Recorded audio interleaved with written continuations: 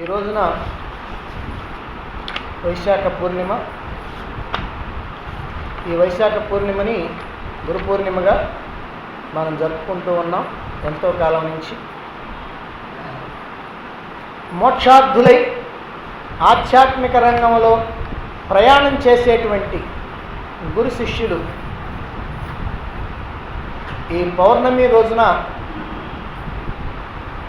శిష్యులైనటువంటి వారు తమ గురువుని గౌరవించటం, పూజించటం, తద్వారా దైవానుగ్రహాన్ని, తద్వారా మోక్షప్రాప్తిని పొందటానికి ప్రయత్నించటం అనూచానంగా వస్తున్నటువంటి ఆచారం భారతదేశంలో. ఆధ్యాత్మిక రంగంలో సాధకులైనటువంటి వాళ్ళకి పరమలక్ష్యం ఒక్కటే, అది మోక్షప్రాప్తి. అయితే మోక్షప్రాప్తి ఎంత ముఖ్యమో దానికి మార్గాన్ని చూపించేటువంటి గురువు కూడా అంతే ముఖ్యం. గురువు యొక్క అనుగ్రహాన్ని పొందినటువంటి వారికే దైవానుగ్రహం లభిస్తుంది. దైవానుగ్రహం ఉన్నటువంటి వాళ్ళకే మోక్షప్రాప్తి కలుగుతుంది. కాబట్టి గురువు యొక్క అనుగ్రహాన్ని తప్పనిసరిగా మోక్షప్రాప్తిని పొందాలి అని అనుకున్నటువంటి వాళ్ళందరికీ కూడా అవసరమే. అయితే అలా గనక ఆ గురు అనుగ్రహాన్ని పొందాలంటే గురు బోధని వినాలి, గురు సేవ చేయాలి, గురు పూజ చేయాలి, గురువు పైన ఎనలేనటువంటి భక్తి శ్రద్ధలు కలిగి ఉండాలి, గురువుకి పరిపూర్ణమైనటువంటి శరణాగతులు కావాలి. గురువు చాలా కోపంగా ఉంటాడని, కఠినంగా ఉంటాడని, ఎప్పుడూ తిడుతూ బాధ పెడుతూ ఉంటాడని, అడ్డమైనటువంటి గొడ్డు చాకిరీ చేయిస్తూ ఉంటాడని, ఏ విద్యలు సరిగ్గా బోధించటం లేదని, ఇలా ఏవేవో కారణాలతోటి గురువుల్ని వదిలేసి వేరొక గురువుని వెతుక్కునేటువంటి వాళ్ళు పూర్వకాలం నుంచి కూడా ఉన్నారు. అయితే అలా అన్వేషించినటువంటి వాళ్ళు ఎవ్వరూ కూడా తమ యొక్క లక్ష్యాన్ని చేరుకోలేదు. అలా చేరుకోవటానికి కావలసినటువంటి జ్ఞానాన్ని కూడా సంపాదించలేకపోతూ ఉన్నారు. గురువులు ఎలా ప్రవర్తించినప్పటికీ కూడా అది తమ యొక్క శ్రేయస్సు కోసమే, తమ యొక్క మేలు కోసమే అని ఎవరైతే మనస్ఫూర్తిగా భావిస్తూ ఉంటారో, అలా భావించి సేవిస్తూ ఉంటారో అటువంటి వారే నిజమైనటువంటి శిష్యులు. అటువంటి వారే తమ యొక్క లక్ష్యాన్ని తప్పనిసరిగా అందుకోగలుగుతారు.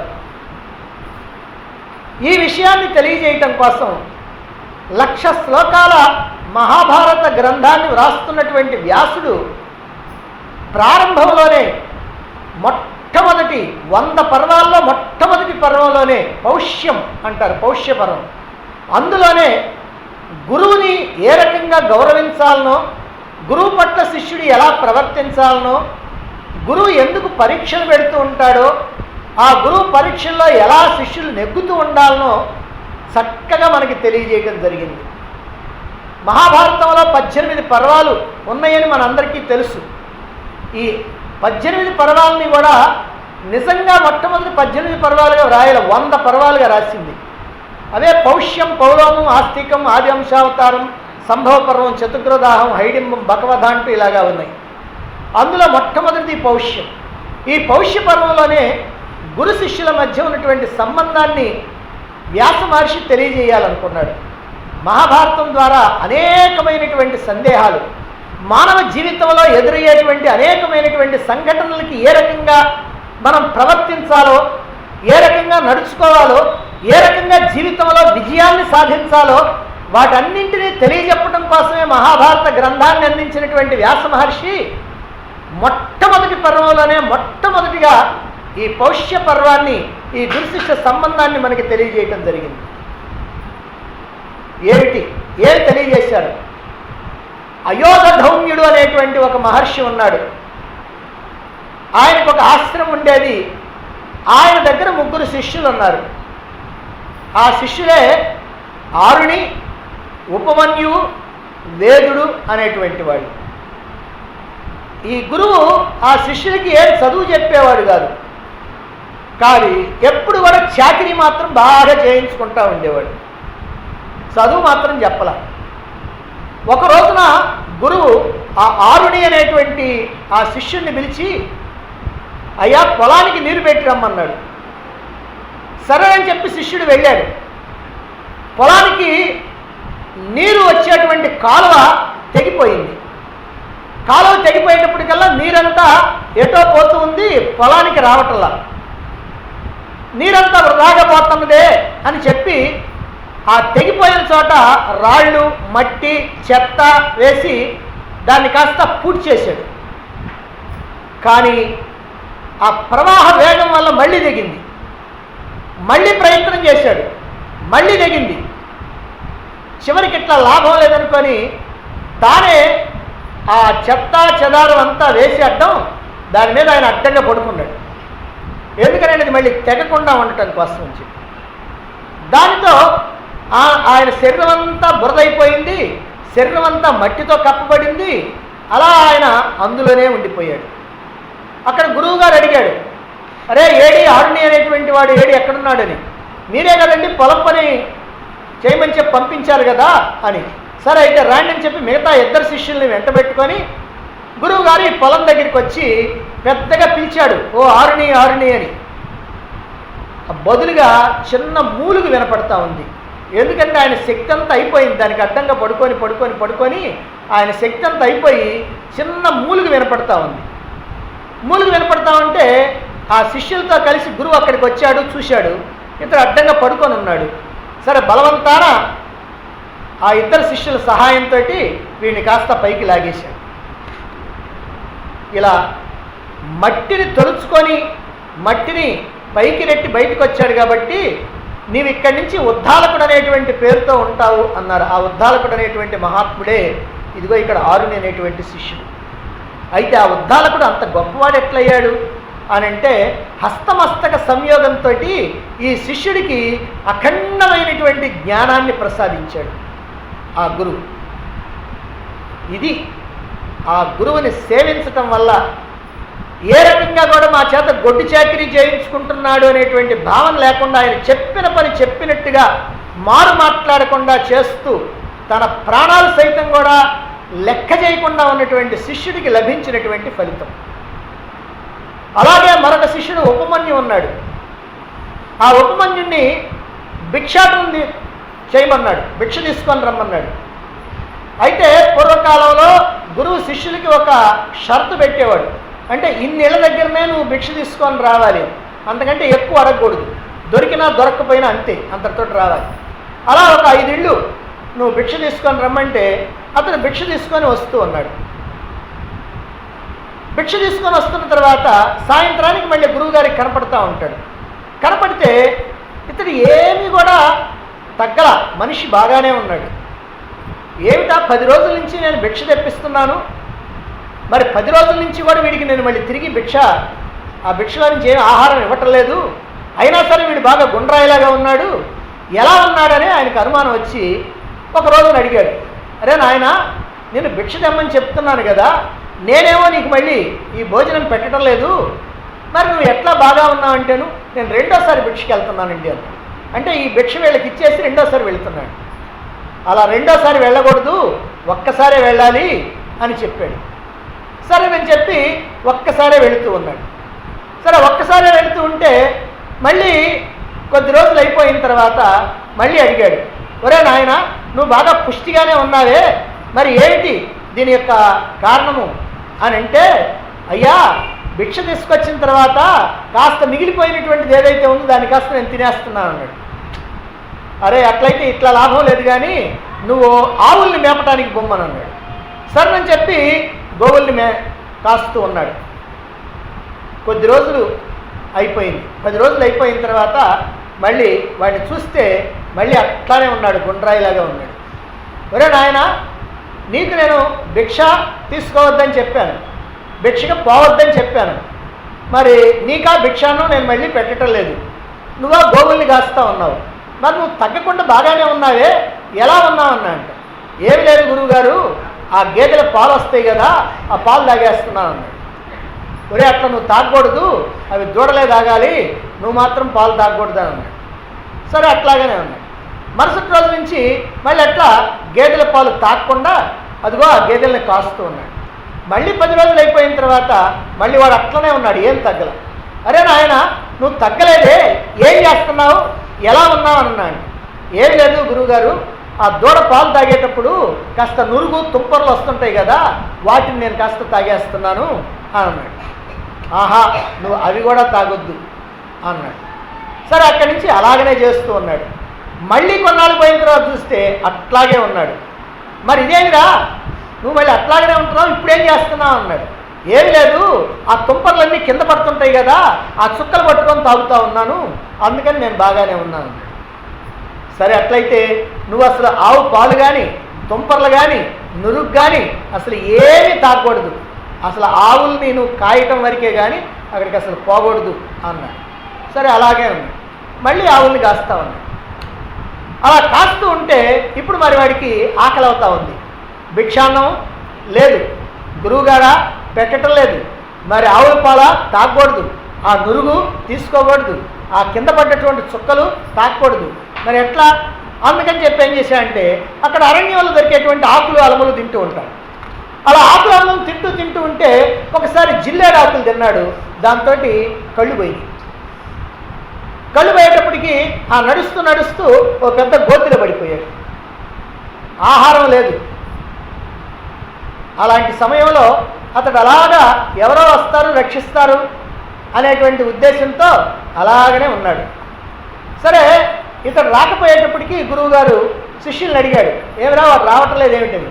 ఏమోనండి తెలీదు అన్నారు. సరే పోదాం పదండి అని చెప్పి అరణ్యంలోకి పోయి అలా వెతుకుతూ ఓ శిష్య రే ఎక్కడున్నావు ఉపన్యు అని అడుగుతా ఉన్నాడు.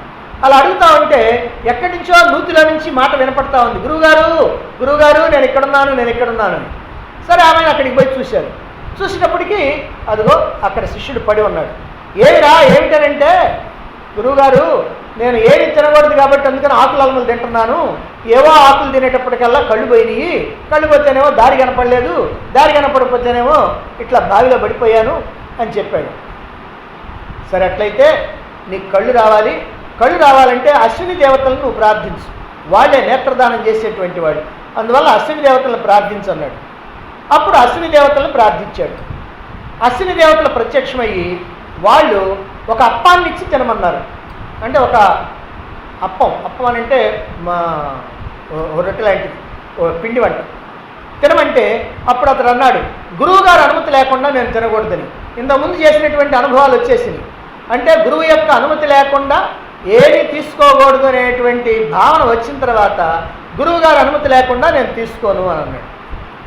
అబ్బే నీకు అదేం అక్కర్లేదు, నీ గురువు కూడా మేము అప్పం ఇస్తే తీసుకున్నాడు కాబట్టి నీకేం అవసరం లేదు తీసుకోమని చెప్పారు. ఆహా నేను అట్లా తీసుకోను, మీరు ఎన్నైనా చెప్పండి, నాకు కళ్ళు వచ్చినా రాకపోయినా పర్వాలేదు, నేను మాత్రం గురువు గారు చెబితేనే తీసుకుంటా, లేకపోతే నేను తీసుకోను అన్నాడు. ఆ గురు భక్తికి మెచ్చుకొని ఇప్పుడు గురువు అతడికి సకల శాస్త్రాలని బోధించాడు. ఆయనకి అశ్విని దేవతల వల్ల కళ్ళు కూడా వచ్చింది. ఇలా ఎన్నో రకాలైనటువంటి కఠినమైనటువంటి పరీక్షలకి గురి చేసి విద్యాబోధన చేసేవారు ఆ రోజుల్లో గురువులు. అయితే రోజులన్నీ అట్లానే ఉండవు కాబట్టి ఈ రోజుల్లో గురువుని కఠిన పరీక్షలు చేసి శిష్యులు విద్యలు నేర్చుకుంటా ఉన్నారు. అయితే మరి అందరూ కూడా అట్లానే కఠిన పరీక్షలు చేస్తారా గురువులంటే అందరూ చేయకపోవచ్చు. కానీ అలా పరీక్షించడం అనేటువంటిది శిష్యుడి యొక్క శ్రేయస్సు కోసమే గుర్తించడమే ఇక్కడ ప్రధానం. ఇక్కడ ముఖ్యంగా తెలుసుకోవాల్సింది ఏమిటంటే గురువు ఎందుకు కఠినంగా ఉంటాడు అని అంటే శిష్యుని యొక్క సహనం ఎంతటితో పరీక్షించడానికి. మనం అప్పుడప్పుడు ఎవరిని కనుక మనల్ని కాస్త ఒక్క మాట అన్నారనుకోండి వెంటనే మనకు కోపం వచ్చేస్తూ ఉంటుంది. అంటే ఏమాత్రం సహనం ఓర్పు లేదని గుర్తు అన్నమాట. ఈ సహనాన్ని ఓర్పుని దీన్ని ఆ శిష్యుడిలోకి తీసుకొని రావాలి గురువు. అందుకని చెప్పి వాడిని ఎంత బాధ పెట్టాలో అంత బాధలు పెడుతూ ఉంటారు. అలా బాధలు పెడుతున్నప్పటికి కూడా వాళ్ళు సహనంతో ఆ గురువు మీద భక్తితో విశ్వాసంతో ఉంటారా లేదా అని అది శిష్యుడి యొక్క సంస్కారాన్ని బట్టి గురువు అలా పరీక్షలు చేస్తూ ఉంటాడు. శిష్యుడు ఉత్తమమైనటువంటి సంస్కారం కలిగినటువంటి వాడైతే అటువంటి వాడికే గురువు కఠిన పరీక్షలు పెట్టడం జరుగుతుంది. అతడిలో ఉన్నటువంటి దోషాలు తొలగించడం కోసమే, అతనికి శ్రేయస్సును కలిగించడం కోసమే ఇలా పరీక్షలు. ఇది తెలియక కొంతమంది శిష్యులు ఈ గురువు చాలా కఠినాత్ముడండి, చెప్పేదేమీ లేదు, ఎప్పుడు కూడా ఇంటి పనులు చేయించుకోవటం ఆయన పనులు చేయించుకోవటం ఇయే కానీ మాకు అసలు విద్యలేమి చెప్పటం లేదు, ఈ గురువుని ఎంత సేవించినా ఎంత పూజించినా ఎంత ప్రార్థించినా ఎంత విశ్వాసంగా ఉన్నా అబ్బే ఆయన వల్ల మనకి ఏం ప్రయోజనం కలగటం లేదు అని వదిలేస్తూ ఉండేటువంటి వాళ్ళు చాలామంది ఉంటారు అందుట్లో ఈ కాలంలో. ఇది చాలా పెద్ద తప్పు. ఎప్పుడు కూడా అలాంటి పని చేయకూడదు. అలా చేస్తే తన యొక్క నాశనాన్ని తాను కొని తెచ్చుకున్నట్లే. మరైతే అసలు గురువుని ఎలా ఎన్నుకోవాలి అనేటువంటిది కూడా ఒక సమస్య. ఆధ్యాత్మిక పరిపూర్ణతని కనుక సాధించాలి అనేటువంటి కోరిక నీలో బలంగా ఉన్నట్లయితే, ఆధ్యాత్మికంగా ఉన్నత స్థానానికి వెళ్ళాలి, పరమలక్ష్యమైనటువంటి మోక్షాన్ని పొందాలి అనేటువంటి ఒక దృఢమైనటువంటి విశ్వాసం, దృఢమైనటువంటి పట్టుదల నీకు గనక ఉన్నట్లయితే ఆర్తితో తపనతో సత్పురుషుల్ని దర్శిస్తూ ఉండాలి. అలా సత్పురుషుల్ని దర్శిస్తూ ఉంటే ఇదే నీ ప్రయత్నం అన్నమాట. ఆ ప్రయత్నం చేస్తే చాలు. అలా దర్శిస్తూ ఉన్నప్పుడు ఎక్కడో ఒక చోట ఎవరో ఒకరి దగ్గర నీకు మనశ్శాంతి లభిస్తుంది. అప్పటిదాకా అశాంతితో ఉన్నటువంటి నీవు ఎలా నాకు మార్గాన్ని ఎవరు చూపిస్తారు, ఎలా నేను బయటపడతాను, ఎలా ఈ జన్మచక్రంలో నుంచి విడుదల పొందుతాను, ఎలా ఈ బంధాలన్నింటినీ కూడా వదిలించుకోగలుగుతాను, ఎలా ముక్తిని పొందగలుగుతాను అనేటువంటి తపనతో ఉన్నటువంటి నీవు ఏ మహాత్ముడిని దర్శించినప్పుడు ప్రశాంతతగా ఉంటావో, నీ మనస్సు అలా ప్రశాంతమైపోతుందో అదిగో అతడే నీకు గురువు. ఆయన పట్ల తెలియకుండానే నీకు ఒక రకమైనటువంటి ఆకర్షణ ఏర్పడుతుంది. ఈయన నావాడు అనేటువంటి ఒక ప్రేమ కలుగుతుంది. అదే గుర్తు. అయితే నీవు తపన పడకుండా, ప్రయత్నం చేయకుండా, ప్రశాంతంగా నిర్లిప్తంగా ఆయనే వస్తాడు, ఆ అదృష్టం ఉంటే ఆయనే వస్తాడు అని కనుక కూర్చుంటే ఆయన వచ్చేది లేదు, నువ్వు బాగుపడేది లేదు. గురువు ఎప్పుడు కూడా నీకు అట్లా తటస్థపడేవాడు కాదు. నువ్వు ఎన్నో జన్మల సుకృతమైనా ఉండాలి, లేదా ఈ జన్మలో నీ ప్రయత్నమన్నా ఉండాలి. ఇవి ఏమీ లేకుండా గురువు నీకు తటస్థపడు. నీ యొక్క తపనతో ఆర్తితో మాత్రమే గురువు యొక్క దర్శనం లభిస్తుంది. ఒకసారి గురువు తటస్థపడిన తర్వాత ఆయనతో సన్నిహితంగా మెలుగుతూ కొంతకాలం ఆయన చెప్పేటువంటి మాటలు వింటూ, ఆయన చెప్పేటువంటి భావాలని అవగాహన చేసుకుంటూ, ఆయన నన్ను తప్పనిసరిగా ఉద్ధరించగలుగుతాడు, ఆయన నాకు కావలసినటువంటి జ్ఞానాన్ని అందించగలుగుతాడు అనేటువంటి ఒక విశ్వాసం నువ్వు గనక కలిగినట్లయితే, అంటే గురువుని పరీక్షించడం, అలా పరీక్షించి ఆ విశ్వాసం కలిగితే నువ్వు ఆయన్ని గురువుగా స్వీకరించాలి. ఇక మరి గురువు ఎలాంటి వాడు కావాలో నువ్వు పరీక్షించుకొని నిర్ణయించిన తర్వాత మరి శిష్యుడిలో ఎలాంటి లక్షణం ఉండాలి? నేను ఫలానా వాళ్ళ శిష్యుడిని నేను గొప్పగా చెప్పుకోవటం, అది గొప్పలు చెప్పుకోవటం అవుద్ది. నీలో ఉన్నటువంటి మంచి లక్షణాలని, నీలో ఉన్నటువంటి భక్తి, విశ్వాసం, శరణాగత భావం, సేవా దృక్పథం, ఇవి ఏవైతే ఉన్నాయో వాటిని చూచి ఫలానా వాడు నా శిష్యుడు అని ఆ గురువు కనుక చెప్పుకున్నట్లయితే అదిగో అప్పుడు నీ జన్మ చరితార్థం అవుతుంది. అప్పుడు ఆయన యొక్క శిష్యుడిగా నువ్వు ఉన్నట్టు. అయితే ఏమిటి నీలో ఉండాల్సినటువంటి ఆ మంచి లక్షణం అని అంటే అచంచలమైనటువంటి ప్రేమ, అంటే చలించనటువంటి ప్రేమ. అంటే కొంతకాలం ఆయన మీద ప్రేమగా ఉండటం, కొంతకాలం తర్వాత కాస్త తగ్గిపోవటం, కొంతకాలం భక్తిగా ఉండటం, కొంతకాలం తర్వాత భక్తి కాస్త పోవటం, కొంతకాలం ఆయన్ని ఇంద్రుడు చంద్రుడు అని పొగట్టం, ఆ తర్వాతనేమో ఆయనలో ఉన్నటువంటి దోషాలను వెతకటం, కొంతకాలం ఆయనకి ఎంతో విశ్వాసపాత్రుడిగా ఉండటం, ఆ తర్వాత విశ్వాసఘాతకుడిగా మారటం. ఇలాంటివి కనుక ఏదైతే ఉందో అవి ఏం ప్రయోజనం లేదు. ఎల్లప్పుడూ కూడా అతని పట్ల విశ్వాసాన్ని, భక్తిని, శ్రద్ధని, ప్రేమని కలిగి ఉన్నట్లయితే అదిగో అదే నీలో ఉండాల్సినటువంటి ప్రధానమైనటువంటి ముఖ్యమైనటువంటి లక్ష్యం. గురువు పట్ల అచంచలమైనటువంటి విశ్వాసం కలిగినటువంటి వాడికి ఎటువంటి ప్రయోజనం, అంతటి విశ్వాసం లేనటువంటి వాడికి ఏమిటి నష్టం అనే విషయానికి మనం 2 ఉదాహరణలు చూద్దాం. మొట్టమొదటిది కార్తవీర్యార్జునుడు. కార్తవీర్యార్జునుడు అంటే మీకు అందరికీ తెలుసు, కానీ ఆ కార్తవీర్యార్జునుడికి పూర్వాశ్రమం మీకు తెలియదు. పూర్వాశ్రమం అంటే మొట్టమొదటి స్థితి. ఆయనకి చొట్ట చేతులు. మనకందరికీ తెలిసిన కార్తవీర్యార్జునుడు ఏమిటంటే 2000 చేతులు కలిగినటువంటి వాడు. రావణాసురుడిని అట్లా పట్టుకొని ఆమెను తీసుకెళ్లి జైల్లో పడేశాడు, చెరసాల్లో పడేశాడు. అదిగో ఆయన కార్తవీర్యార్జునుడు అంటే. కానీ అంతకుముందు ఏమిటంటే ఆయనకి చొట్ట చేతులు ఉన్నాయి. ఈ చొట్ట చేతులు పోవాలని చెప్పి ఎంతమంది దగ్గరికో తిరిగాడు. అవి పోవటంలా చివరికి ఆయన దత్తాత్రేయుడి దగ్గరికి వెళ్ళాడు. దత్తాత్రేయుడు అంటే త్రిమూర్తి స్వరూపుడు, అత్రి మహర్షి కుమారుడు, అత్రి అనసూయల యొక్క పుత్రుడు, చాలా గొప్పవాడు, గురువులకి గురువు అయినటువంటి వాడు, మహానుభావుడైనటువంటి వాడు. అదిగో ఆయన్ని ఆశ్రయించాడు. ఏ శిష్యుడైనా సరే మొదట్లో అల్పజ్ఞుడుగానే ఉంటాడు కనుక ఏదో ఒక కోరికతో గురువుని సమీపించవచ్చు, దాంట్లో ఏం తప్పులేదు. గురువు అతన్ని శిష్యుడిగా స్వీకరించదలిస్తే గురువు ఏం చేస్తాడంటే ముందుగా అతని యొక్క కోరిక తీరిపోతుంది. అందుకని మనం చాలా చోట్ల కొన్ని మాటలు వింటూ ఉంటాం. ఫలానా గురువుగారి దగ్గరికి వెళ్ళిన తర్వాత నాకు బాగా కలిసి వస్తుందండి.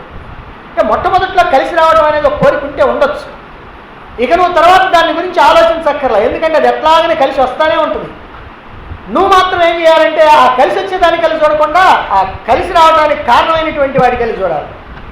అంటే ఆ గురువు పట్లనే నువ్వు విశ్వాసం కలిగి ఉండాలి. అందుకనే ఈయన ఏం చేశాడంటే ఈ చేతులు కలిసి చూసుకోవాలి. ఇక ఇప్పుడు దత్తాత్రేయుడికి ప్రధానమైనటువంటి శిష్యుడు అయ్యాడు. ఆయన యొక్క కోరిక తీరింది, ఈ చొట్ట చేతులు కాస్త పోయినాయి. ఇక ఇప్పుడు ఏమైందంటే ఆయన చక్రవర్తి అయ్యాడు. మరి చక్రవర్తి అయితే వీళ్ళందరూ గుర్తుకొస్తారా? కానీ ఆయనకి మాత్రం అట్లా కాదు. కార్తవీర్యార్జునుడు ఎంత పొగరబోతువాడు అయినప్పటికీ కూడా కార్తవీర్యార్జునుడు దత్తాత్రేయుడి పట్ల అచంచలమైనటువంటి విశ్వాసం కలిగినటువంటి వాడు. అందుకనే దత్తాత్రేయుడిని విడిచిపెట్టలా, ఆయన్ని మర్చిపోలా, ఆయన్ని ఎల్లప్పుడూ కూడా దర్శిస్తూ సేవిస్తూ ఉన్నాడు. ప్రతిరోజు ఆయన్ని పూజిస్తున్నాడు, ప్రతిరోజు ఆయన దగ్గరికి వెళుతూ ఉన్నాడు, ఆయన దర్శిస్తున్నాడు, ఆయన సేవిస్తూ ఉన్నాడు. అతడిలో ఉన్నటువంటి ఆధ్యాత్మిక తృష్ణ బాగా వృద్ధి అయిపోయింది. అంటే జ్ఞానాన్ని పొందాలి. ఈ జీవితం కేవలం ఈ రాజ్య పరిపాలన మాత్రమే కాదు, ఏదో శత్రువుల్ని జయించడమే కాదు, ఈ రాజ్యాన్ని పెంచుకోవడమే కాదు, దీని అంతటికంటే కూడా ప్రధానమైనటువంటిది ఒకటి ఉంది. అది ఏమిటి అని అంటే ఈ మానవ జీవితాన్ని సార్థకం చేసుకోవాలంటే ముక్తిని పొందాలి, మోక్షాన్ని పొందాలి. అది కనుక లేకపోతే ఎన్ని జన్మలైనా సరే ఇలా వృధా అయిపోతూ ఉంటాయి అనేటువంటి భావన అతడిలో కలిగింది. అందుకనే ఈ ఐహికమైనటువంటి సుఖాలను విడిచిపెట్టాడు, ఈ రాజ్యభోగాలు విడిచిపెట్టాడు. అప్పుడు ఆ దత్తాత్రేయుడి దగ్గరికి వెళ్ళి యోగ సాధన ప్రారంభించాడు. అలా ప్రారంభించి ఆ మహాత్ముడి యొక్క అనుగ్రహంతో గొప్ప యోగ సామ్రాట్ అయ్యాడు. యోగంతో ఆయన ఆగల, ఆ తర్వాత జ్ఞానాన్ని కూడా పొందాడు. దీన్ని బట్టి మనం కూడా ఒక విషయం అర్థం చేసుకోవచ్చు. యోగులైనటువంటి వాళ్ళు ఏం చెప్తారంటే ఈ యోగమే పరిపూర్ణమైనటువంటిది, ఈ యోగాన్ని కనుక ఆచరిస్తే ముక్తి కలుగుతుంది అని అంటారు. కానీ ఈ యోగం అనేటువంటిది మళ్ళీ జ్ఞానంలోకి కూడా రావాలి, ఆ జ్ఞానంతోనే ముక్తి.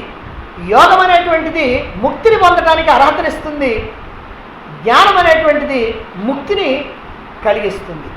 అందువల్ల ఈ యోగంతో ఆగకుండా కార్తవీర్యార్జునుడు జ్ఞానాన్ని కూడా పొందాడు, ఆ జ్ఞానంతో అతడు ముక్తిని కూడా పొందాడు. ఇది గురువు పట్ల అచంచలమైనటువంటి విశ్వాసంతో ఉంటే కలిగేటువంటి ప్రయోజనం. మరి అలా కాకుండా ఆ విశ్వాసం కనుక లేకుండా కనుక ఉన్నట్లయితే కలిగే నష్టం ఏమిటో అదిగో దేవేంద్రుడి కథ చెప్పుంది. ఈయన దేవేంద్రుడు దేవతలకే అధిపతి అయినటువంటి వాడు, కానీ ఆయన కథ పాపం ఎంత దయనీయంగా ఉందో చూడండి.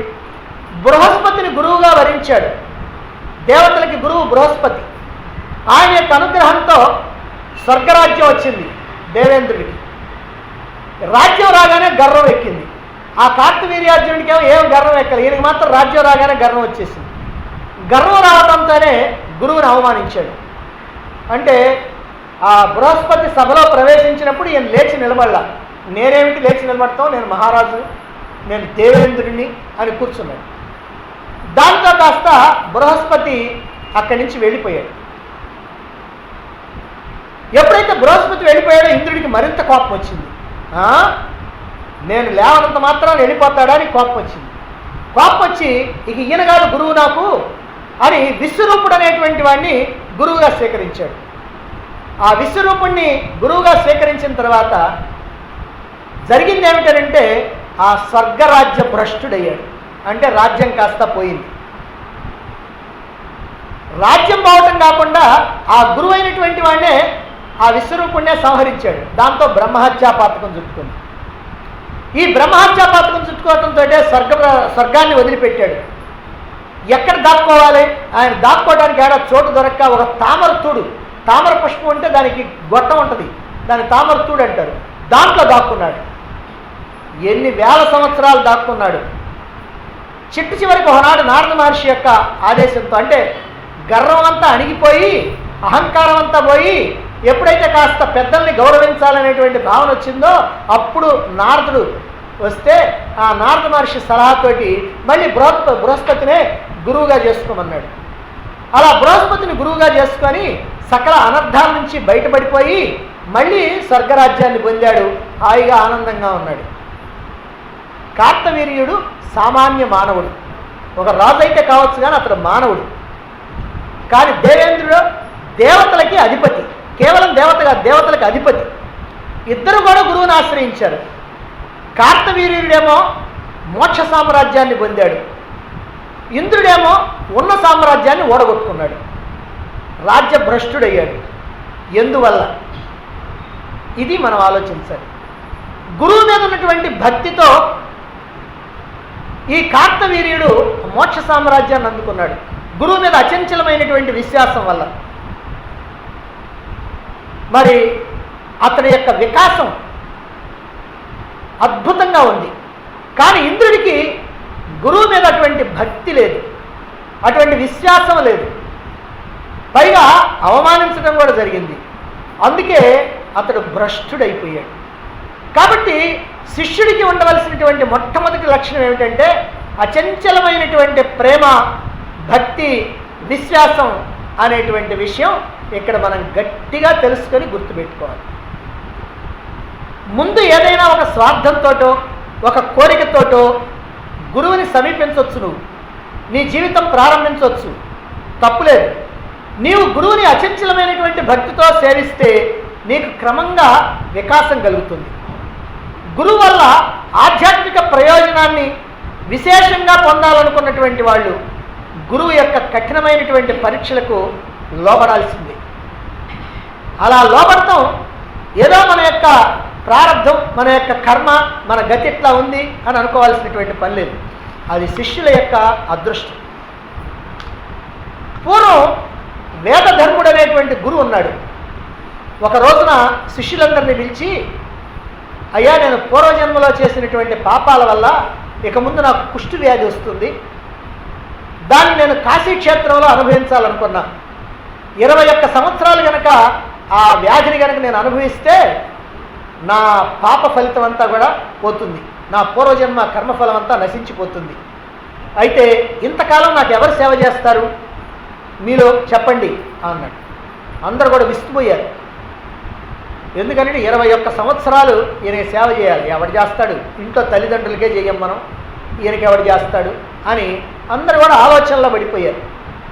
అందులో దీపకుడు అనేటువంటి ఓ శిష్యుడు ఉన్నాడు. గురుదేవా, ఆత్మజ్ఞానం కోసం నా జీవితాంతం కూడా మీ దగ్గరే ఉండాలనుకున్నాను, అందుకని ఆ వ్యాధిని నా మీదకి పంపించండి, నేనే అనుభవిస్తా, మీరు మాత్రం ఎప్పుడు కూడా ఆత్మజ్ఞానాన్ని ప్రసాదిస్తూ ఉండండి అన్నాడు. కానీ గురువు అంగీకరించలా.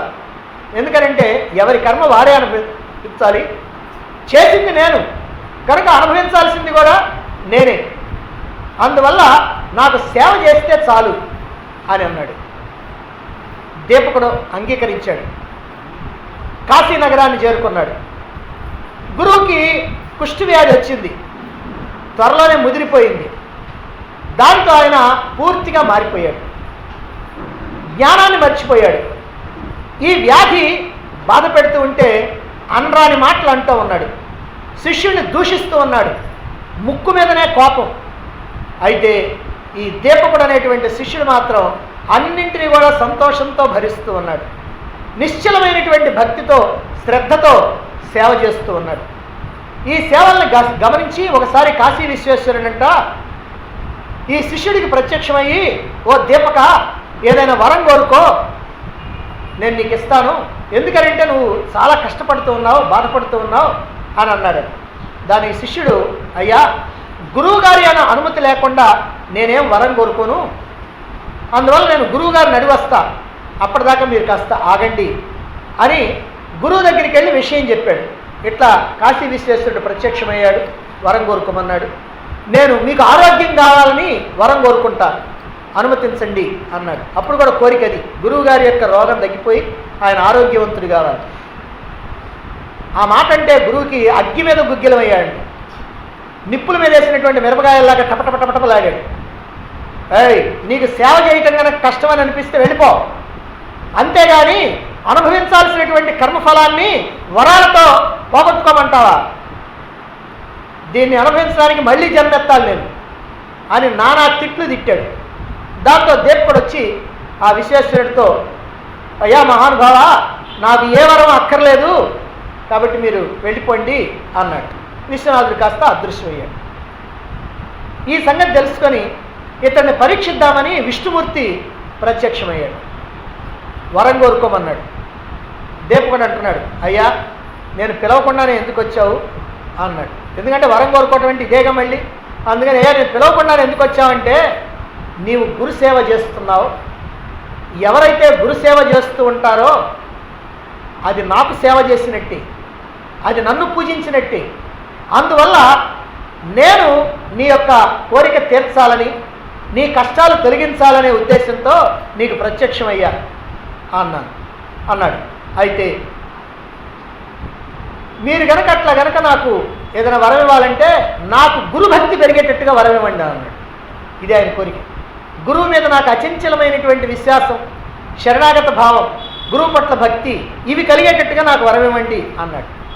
ఆశ్చర్యపోయాడు శ్రీహరి. ఆ తర్వాత గురువు రోగం హఠాత్తుగా తగ్గిపోయింది.